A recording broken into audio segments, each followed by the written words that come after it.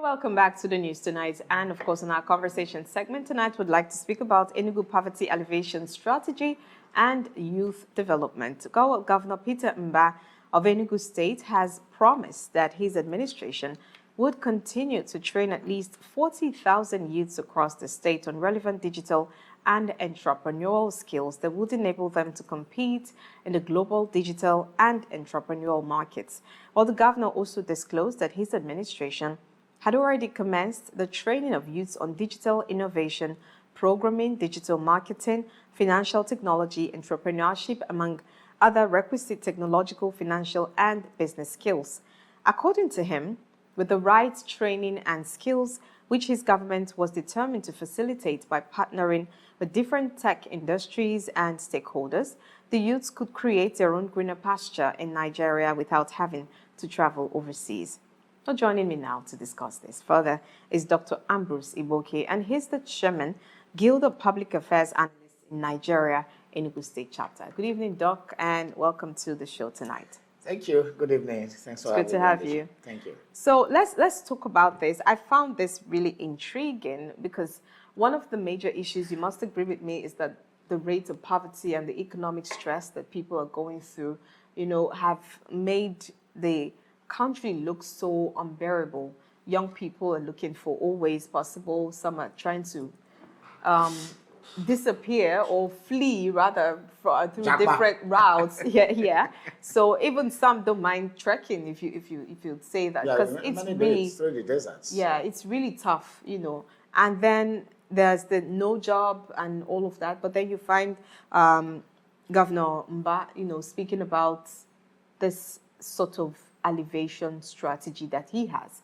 And it was really fascinating to also see Enugu for the first time host the Tech Fest, which brought in a lot of things. We know our young people now, everybody wants to go into the AI, and all of that. What's your thoughts when you think of that strategy? Do you think it's one good, stone that the governor has hit right on the head there? It is said that when you keep repeating the same thing the way you used to do it, and you expect a different result, it's not possible. Mm-hmm. Therefore, when we talk about youth development, poverty eradication, or reduction, we cannot be doing the same thing. We cannot be distributing motorcycles, wheelbarrows, and keke napep, and all those things every time. So one has to think out of the box, because all those things have not helped us for the past 25 years. Since we had 27 years now, we had democracy, 26 years. Recently, the World Bank released damaging figures about Nigeria being poverty capital of the world. Therefore, for a governor to, change the narrative and think disruptively, have a different trajectory, you need to be dynamic and innovative in your approach. Mm. And I think that is what the governor is doing in Enugu State. Think out of the box. And one of the things that endears me to the governor is I usually admire people that are bold, and men that have guts, people that have guts. He has those two qualities. And wherever you are, once you have that, you have endeared me, because it is ability to be bold, think outside the box, and be innovative that drives the society.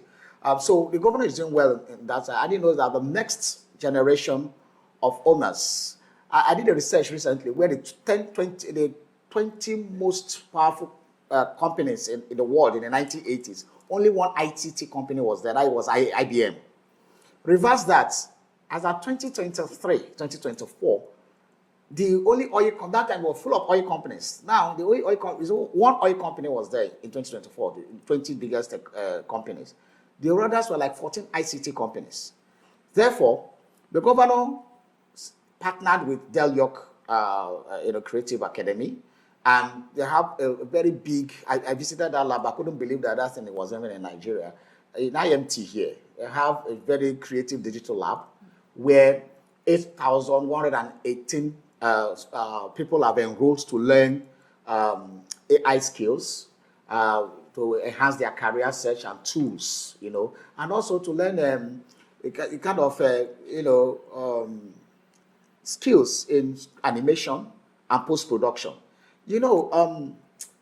Some of the pioneers of modern video shoots in Nigeria had to travel to South Africa. People like Clarence Peter, they had to travel to South Africa to go and learn animation, to go and learn, how to do these new things that we see. They had to travel out. Some went to America, some went to South Africa. But now we're having it in Nigeria. And that is a very powerful one. I was speaking with the Commissioner of Sports and Youth Development. He was telling me that already the first set of 300 people will finish up this month. The another set of 300, so it's taken by 300 batches like that until we finish the 8,118. So that is huge. So that approach will now create a lot of youth that will take the AI to the next level. I remember that AI, ICT, digital economy, tapping into the digital economy, spreads across all sectors. Do you have an idea if the training is free of charge?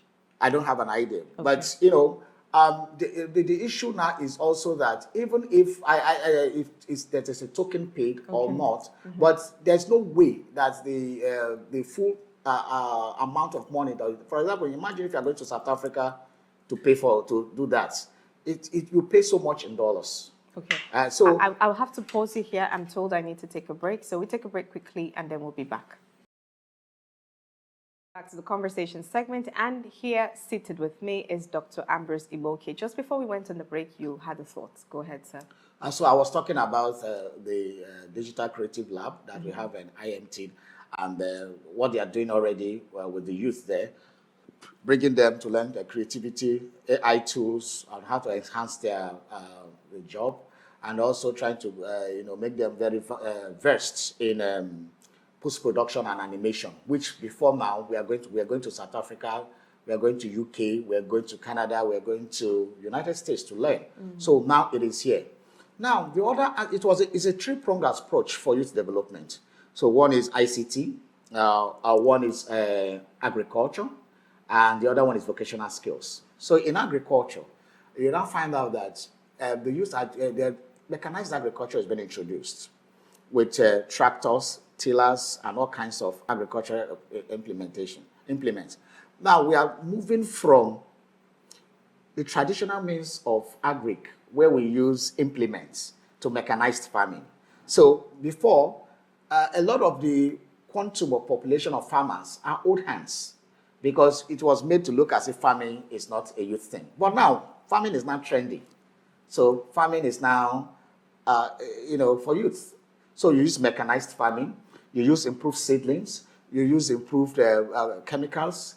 That there are some World Bank developmental projects and other international partner projects like VCDP, IFAD, distributed implements and the rest.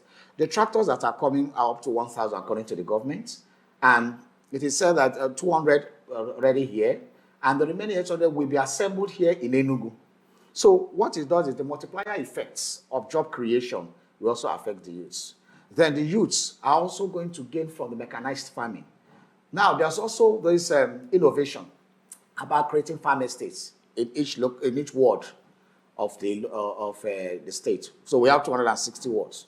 And when you create farm estates in those 260 wards and use this modern implements, mechanized farming, and modern processes, what we do is that it's the youth that will now use those, integrated farming approach to farm. And we now have so many employment. Imagine what one farmhouse can do. The farmhouse also, we make use of a land, vast land that is lying fallow. Because before now, those land are just land fallow, and then, it aids in criminality, in hiding kidnapping area, makes it volatile. But when you use those empty spaces now, use them for farm estates, what you do now is also you are bringing the youths into it and making them thrive. Then the third one, which is also another part of agric, is the Songhai farm, integrated farm approach, has been something that has been there for a while, for almost 30 years. There was a time Songhai farm came to Enugu, but they did it at Heneke, but that was left to, with them. But now that reinvented that, and youth also have enrolled for that too, and a lot of trainings are going on right now. When these youths are finished and rolled out, the Songhai integrated farm is an innovation in agric, specifically meant for Africa. And, you have an integrated farm setting that solves everything from crop production to waste recycling to animal husbandry to off-taking, and all kinds of things in agriculture. So those three-pronged approaches, vocational skills are also there. The commissioner stated that over 2,100 youths have been trained already in simple vocational skills like detergent making and all those kind of things, soaps, other things. Then, when it comes to poverty eradication, you see, a poor man is an angry man. What causes poverty? Lack of human capital development. And from the news I saw today, we saw that the governor is already even having a council for human capital development for that. That is how serious it is. When you look at the social services, the budget of the Enugu State government in the last 2 years has focused on almost 50% of the budget has focused on social services. And 32% of that budget is just on education, which is the highest in the country. So the first thing is you give your people knowledge to try to wipe out illiteracy, because illiteracy causes all sorts of things. Illiteracy leads to backwardness. But when you give your people knowledge, according to what we say always, knowledge is power. Power to be creative, power to make wealth, power to drive the economy, power to be innovative. They all come through knowledge. And you can see that goes through what they're doing with the smart schools.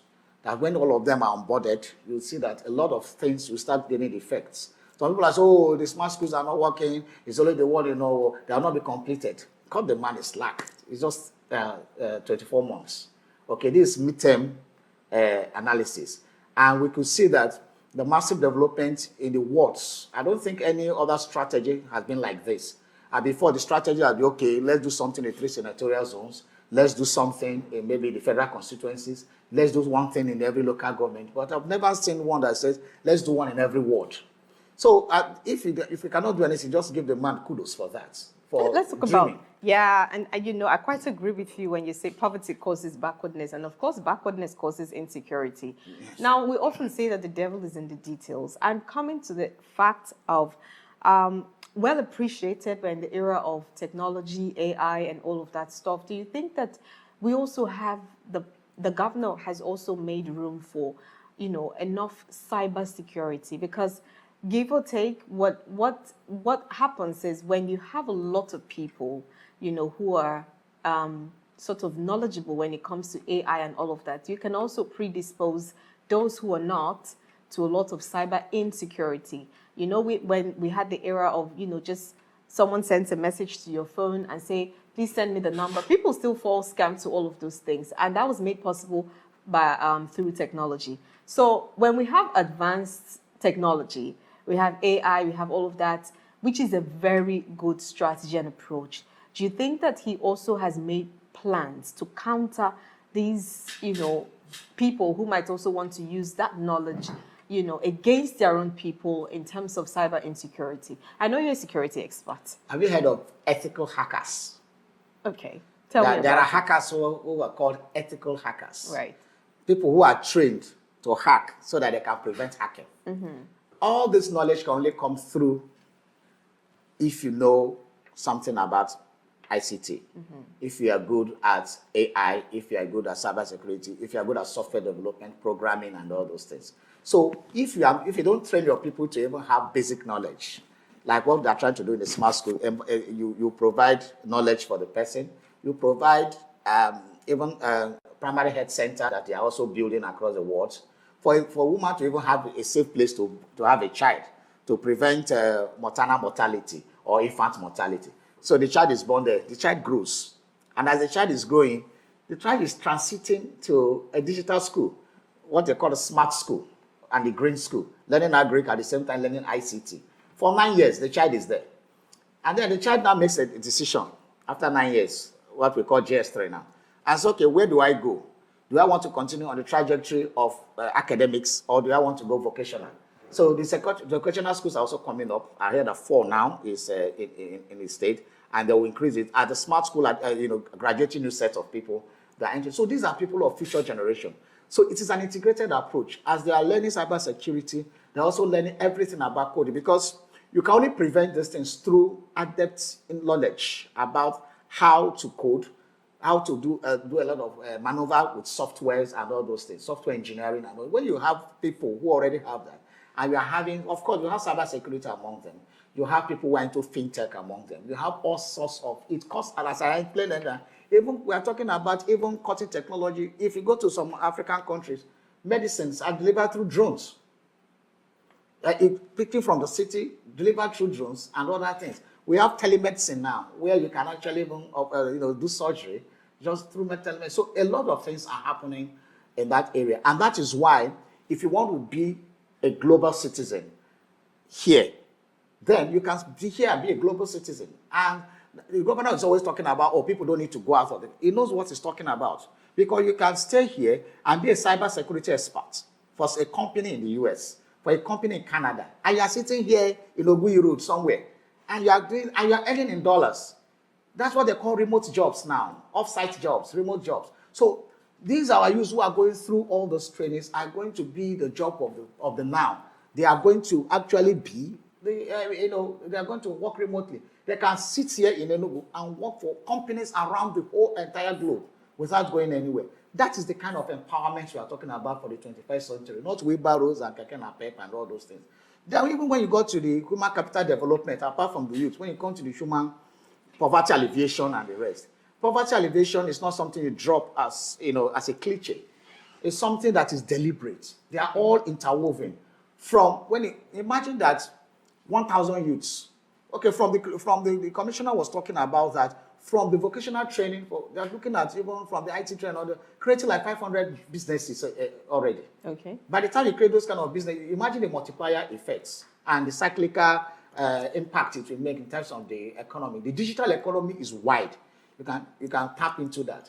Then when you look at what the government is doing in all, jobs will come there. You talk of the area of transport, it's also poverty eradication. There was a time the government talked about the teachers, 1,000 teachers were going to be employed. They're talking about nurses and community health workers. They're talking about employing drivers. These are putting money back to the pocket. Right. They are talking about special agricultural processing zones. Okay. Roads are being constructed in there. Post-harvest loss is being tackled. So all those things, when you add them up, it is actually driving the citizen towards poverty eradication, empower the citizen with digital skills for the modern times. Okay, we have to stop here for tonight. But when we talk about poverty eradication, there's a whole lot of grounds to cover.